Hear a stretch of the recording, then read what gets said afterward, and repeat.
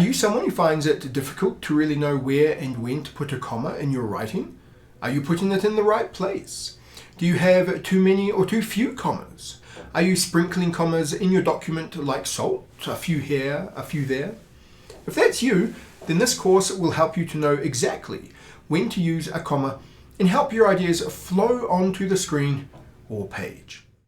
Now, you might be a blogger, a content writer. Most likely, you're a university student having to write lots of pages of essays and keep tripping up with the comma.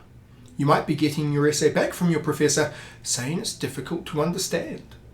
Perhaps your ideas aren't so clear and you need to go back and re-explain what you've written in more words.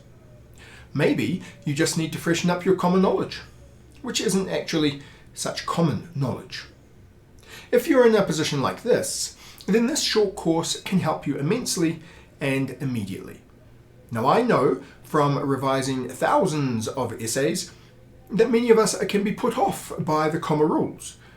Long pages of explanations written by university professors and English teachers, and that might put you off. You might read that information, but it goes in one ear and out the other. I'm going to go straight into the rules you need to get your commas on track. No long-winded journeys on micro aspects or the history of the comma. I get straight to the point and lay it out one time.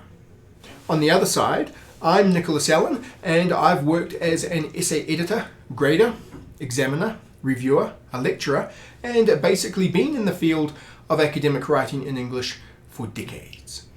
Now, I love rules, but there are many who do not.